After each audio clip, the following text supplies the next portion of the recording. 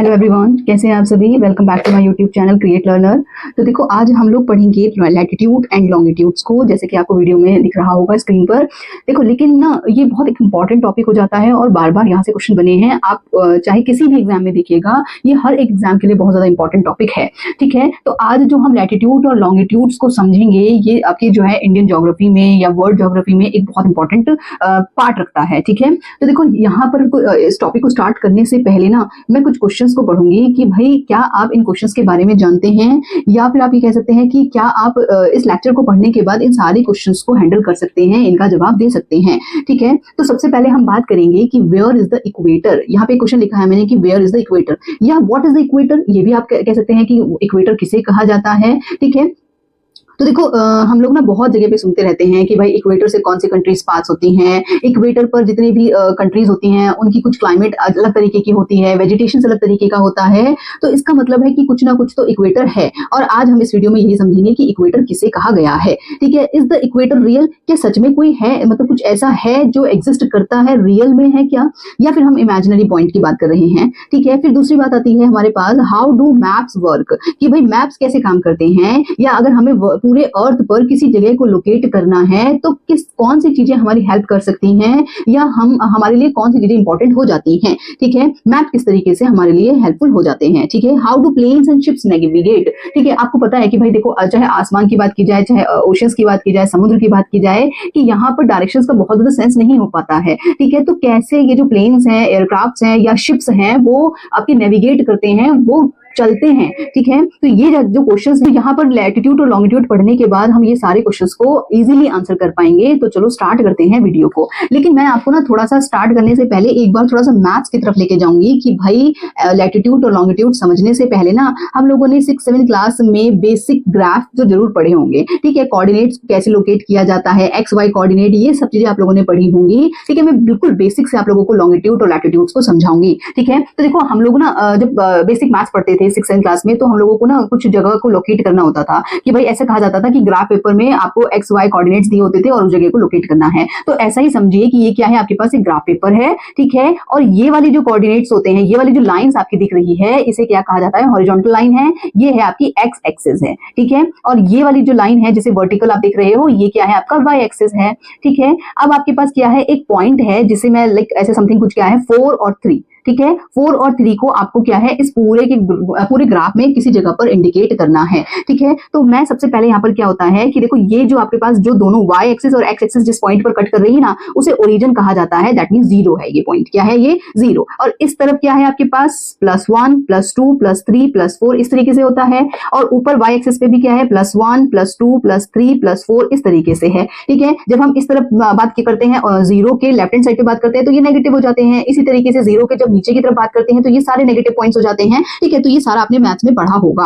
अब 4 और 3 को लोकेट करना है। दैट मींस ये वाला जो पॉइंट होता है ये एक्स एक्सिस पर दिखाएंगे, ये वाला पॉइंट होता है वाई एक्सिस पर दिखाएंगे। ये हो गया आपके पास 4 और 3। ठीक है, तो 4 कहां है, दैट मींस 4 ये है, और 3 कहां है, 3 ये है। तो इसका मतलब अगर मैं पूरा पैरेलल डालूं इस पॉइंट से यहां पे, इस पॉइंट के पैरेलल यहां पर और इस लाइन के पैरेलल यहां पर, ठीक है, तो ये वाला जो पॉइंट आपके पास आया है इसे कहा गया है 4 और 3। ठीक है, तो आपके पास एक जगह लोकेट हो गई कि नहीं हो गई। तो इसी तरीके से जैसे हमने मैथ्स में क्या किया है, किसी ग्राफ पेपर की मदद से किसी पॉइंट को लोकेट किया है, इसी तरीके से पूरे अर्थ पर किसी भी जगह को लोकेट करने के लिए भी हमारे पास 2 तरीके के एक्सिस होते हैं, जिन एक्सिस को हम क्या कहते हैं, लैटिट्यूड और लॉन्गिट्यूड्स कहा जाता है। अब जो आपके पास ये जो हॉरिजॉन्टल लाइन दिख रही है ना, इसे हम कहेंगे एक्स एक्सिस। ठीक है, और ये वाला जो है वाई एक्सिस है। ठीक है, तो ये एक तरीके से क्या होता है, इस तरीके से जैसे आपके पास वाई एक्सिस है, ऐसे बहुत सारी लाइंस यहाँ पर हमने ड्रॉ की हैं। यहाँ पर एक्चुअल में कोई लाइंस नहीं है, ये क्लियर कर लीजिएगा कि अर्थ पर कोई भी लाइंस इस तरीके से रियल में एग्जिस्ट नहीं करती हैं। ये सारी लाइंस इमेजिनरी लाइंस हैं। ठीक है, तो ये एक तरीके से आपको क्या दिख रहा है कि ये ऐसे नहीं बना रहे हैं, ये एक ग्रिड सिस्टम बना रहा है। ठीक है, एक ग्रिड सिस्टम बना रहे हैं। इन्हीं ग्रिड सिस्टम को या इन्हीं लाइंस को क्या कहा जाता है, लॉन्गिट्यूड्स और लैटिट्यूड्स कहा जाता है। अब कौन सी लाइन को लॉन्गिट्यूड कहेंगे और कौन सी लाइंस को लैटिट्यूड कहेंगे, तो ऐसा समझिए, जो भी आपके पास हॉरिजॉन्टल लाइन है, लेटी लाइन जो है उनको हम लैटिट्यूड्स कहते हैं, और जो लाइंस वर्टिकल्स होती हैं, जो खड़ी रेखाएं होती हैं, उन्हें हम लॉन्गिट्यूड्स कहते हैं। ठीक है, तो ये सब चीजें क्लियर हो गई आपके लिए कि भाई कौन सी लैटिट्यूड्स है और कौन सी लॉन्गिट्यूड्स होती हैं। क्लियर है। तो देखो ये एक्चुअल में क्या है, किसी भी जगह को अर्थ पे लोकेट करने के लिए, प्रिसाइसली लोकेट करने के लिए इन लाइंस का इस्तेमाल किया जाता है। That means both are imaginary lines on earth, दोनों की दोनों क्या है, इमेजिनरी लाइंस है, एक्चुअल में ऐसी कोई लाइंस नहीं है। ठीक है, चलो इसके बाद हम बात करते हैं कि भाई अब हम बात करते हैं लैटिट्यूड्स को थोड़ा सा और समझ लेते हैं कि भाई लैटिट्यूड्स में और क्या क्या चीजें हमें पढ़नी है।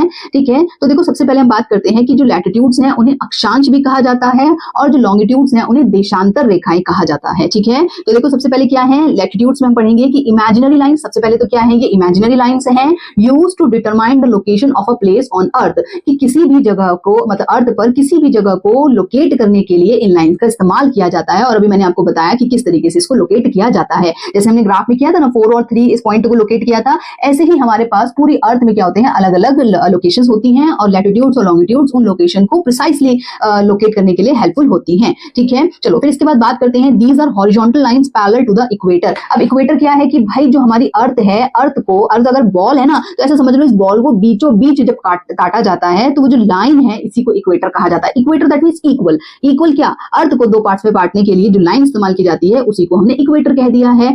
अब जो लैटिट्यूड्स होती हैं, लैटिट्यूड्स इक्वेटर के पैरेलल होती हैं। एक लाइन ऐसे ड्रॉ कर दो, एक लाइन ऐसे ड्रॉ कर दो, या ऐसे समझो एक बॉल लिया आपने, ठीक है, और उस बॉल में ना आपने रबर्स फंसाना शुरू कर दो। ठीक है, आपने एक रबर डाली, फिर दूसरी रबर डाली, तीसरी रबर डाली, ऐसे करके ना आप जब रबर्स उसको डाल रहे हो ना, तो ये जो रबर्स होंगी ना एक दूसरे से बिल्कुल पैरेलल होती हैं, एक दूसरे को कहीं पर भी एक मतलब मिलती नहीं है, इंटरसेक्ट नहीं करती हैं। तो ये इस तरीके से क्या होती हैं, ये अर्थ है, ये आपकी इक्वेटर है, ये सारी लाइंस क्या है, ये गोलों में होती हैं, ऐसे सर्कल में है, ये ऐसे समझो। ठीक है, तो ये क्या है, ऐसे करके पूरा राउंड बना रही होगी, 3D में आप समझोगे ना, तो ये एक ऐसे राउंड बना रही होगी, ये एक ऐसे राउंड बना रही होगी। तो ये वाली जो लाइंस होती हैं ये पैरेलल होती हैं, कोई भी लैटिट्यूड इंटरसेक्ट नहीं करती हैं, एक दूसरे को कहीं पर भी काटती नहीं है। ठीक है, these are the horizontal lines parallel to the equator, horizontal line है जो इक्वेटर के पैरेलल होती है। ठीक है, अब एक आपकी जो मैं ये बात करूं कि भाई इक्वेटर से लेकर के पोल्स तक जाने के लिए कितने आपके सर्कल्स होंगे या कितनी लाइंस होंगी, तो ऐसे समझो कि अगर 0 डिग्री है और ऊपर 1 डिग्री, 2 डिग्री, 3 डिग्री, ऐसे जाते जाते आपके पास कहां तक जाएंगे, आप 90 डिग्री तक जाएंगे, जिसको हम नॉर्थ पोल कहेंगे। इसी तरीके से नीचे जब आएंगे तो हम ऐसे करके 1 डिग्री, 2 डिग्री, 3 डिग्री, 4 डिग्री, ऐसे करते करते 90 डिग्री तक आएंगे और इसे हम साउथ पोल कहेंगे, 90 डिग्री साउथ। ठीक है, तो टोटल अगर मैं बात करूं कि कितनी लाइंस होंगी, तो देखो समझो ये कितने हैं, यहाँ इसको छोड़ करके कितनी लाइंस होंगी, यहाँ पर 90 यहाँ पर होंगी। ठीक है, और इसको छोड़ करके फिर 90 यहां होंगी। ठीक है, अब जब टोटल की बात मैं करूं तो 90 ऊपर लाइंस, 90 नीचे लाइन, प्लस 0 इक्वेटर जो है, प्लस 1 ये भी हो जाएगा आपके पास। तो टोटल कितनी लाइंस हो जाएंगी आपके पास, 90 प्लस 90 180 प्लस 1 181। 181 क्या होती हैं, टोटल लैटिट्यूड्स होती हैं। तो टोटल लैटिट्यूड्स आर 181। चलो अब एक और पॉइंट मैं आपको बताती हूं कि अगर यहां पर और समझा जाए कि भाई ये तो क्या होगा, जो नॉर्थ पोल 90 डिग्री है वो तो एक डॉट होगा ना, है ना, वो लाइन थोड़ी ना होगी। इसी तरीके से 90 डिग्री साउथ जो होगा वो भी एक डॉट होगा, वो एक प्रॉपर लाइन तो नहीं होगी। तो इसीलिए अगर और अच्छे से इसको समझा जाए या इस तरीके से भी सोचा जाए कि भाई अगर मैं ये लाइंस ना मान के इनको डॉट मानूं या पॉइंट मानूं, तो ये जो पॉइंट्स होंगे ये तो क्या हो जाएंगे, हट जाएंगे ना। ठीक है, तो यहां पर नंबर क्या हो जाएगा, 2 -2 करना पड़ेगा आपको, ये दोनों को हटा करके 179 हो जाएगा। ठीक है, तो कितनी टोटल लाइंस हो जाएंगी, 179 टोटल लाइंस हो जाएंगी। ठीक है, चलो अब बात करते हैं एक 0 डिग्री से 1 डिग्री के बीच का जो डिस्टेंस होता है। ठीक है, या ये कह सकते हैं कि 1 डिग्री लैटिट्यूड के बीच की जो टोटल लेंथ होती है, ऐसे समझो ना कि ये क्या है आपके पास, 0 डिग्री, फिर 1 डिग्री, फिर 2 डिग्री, फिर 3 डिग्री। ठीक है, तो ऐसे समझो कि यहाँ पर 0 डिग्री, 1 डिग्री, 2 डिग्री, 3 डिग्री ऐसे करते होगा।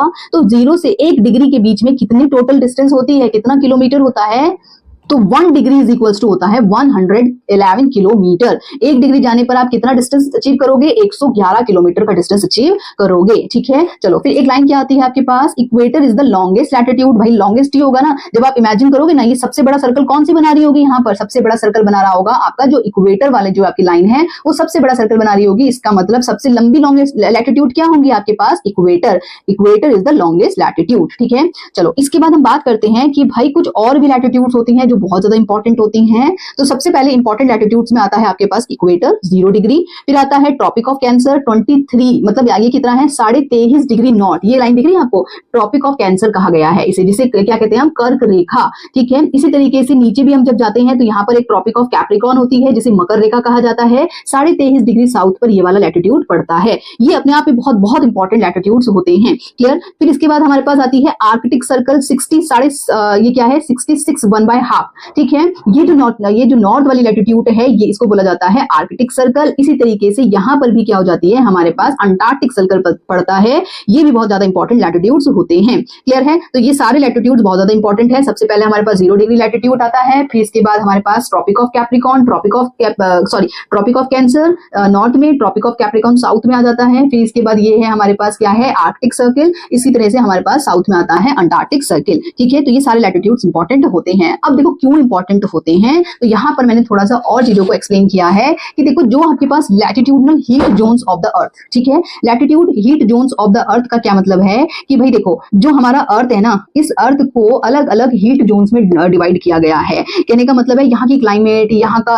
वेजिटेशन, ये सब चीजें क्या होती है, अलग होती है। सन की प्रेजेंस भी अलग होती है, सन हीट अलग अलग लेवल पर पहुंचती है यहाँ पर। तो इन हिसाब से, इसी वजह से हम क्या करते हैं, पूरी अर्थ को अलग अलग टाइम जोन्स में हमने अलग अलग हीट जोन्स में हमने डिवाइड किया है। तो सबसे मेजरली हम क्या कहते हैं कि देखो यहाँ पर हम 3 जोन्स में इसको डिवाइड करते हैं। सबसे पहले आता है हमारे पास टॉरिड जोन्स, दूसरा होता है टेम्परेट जोन, तीसरा होता है फ्रिजिड जोन। ठीक है, तो टॉरिड जोन किसे कहते हैं कि आपको ये जो ब्लू पोर्शन दिख रहा है ना, ये जितना भी ब्लू पोर्शन है ये पूरा का पूरा इसको कहते हैं टॉरिड जोन। इक्वेटर से लेकर के 23.5 डिग्री नॉर्थ, 23.5 डिग्री साउथ के बीच का जो पोर्शन होता है इसे हम क्या कहते हैं, इसको हम कहते हैं टॉरिड जोन। ठीक है, तो between the tropic of cancer and tropic of capricorn, इस रीजन को हम टॉरिड जोन कहते हैं। और यहाँ की जो जलवायु होती है ना, ऑलमोस्ट पूरे इस रीजन में ऑलमोस्ट एक जैसी मानी जाती है। ठीक है, आप एक जगह को पढ़ोगे ना तो थोड़ा बहुत 19-20 करके आप ऐसे समझ लीजिए पूरी ही एरिया के आपने जलवायु को कवर कर लिया है। ठीक है, फिर इसके बाद आता है हमारे पास टेम्परेट जोन। तो टेम्परेट जोन, ये जो आपके पास ब्राउन वाला पोर्शन दिख रहा है ना, इसको बोला जाता है, हमें टेम्परेट जोन बोला जाता है। यहाँ की जो जलवायु होती है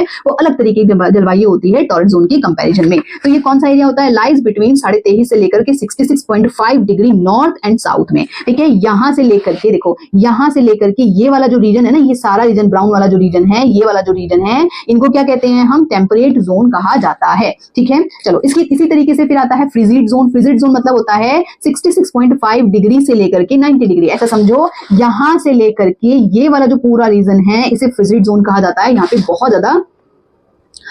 बहुत ज्यादा ठंड देखी जाती है। ठीक, जलवायु यहाँ पे पाई जाती है। ठीक है, चलो एक और इंपॉर्टेंट हमारे पास लैटिट्यूड होता है, हालांकि इस लैटिट्यूड का एक अलग इंपॉर्टेंस है। ठीक है, यहाँ से क्वेश्चन भी बहुत बार बने हैं। तो सबसे पहला है यहाँ पर क्या है, इसे कहते हैं हम हॉर्स लैटिट्यूड। ठीक है, हॉर्स लैटिट्यूड का मतलब अश्व अक्षांश कहा जाता है इसे। ठीक है, तो ये वाला जो रीजन है ना, तो ये जो है आपके पास, अगर मैं बात करूं यहाँ से 0 से लेकर 30 डिग्री, यहाँ पे होगा समथिंग 30 डिग्री से लेकर के 35 डिग्री का जो ये रीजन होता है ना, ये वाला रीजन। ठीक है, ये 30 से लेकर 35 नॉर्थ और 30 से लेकर 35 साउथ वाला जो रीजन होता है, इसे हम हॉर्स लैटिट्यूड के नाम से जाना जाता है।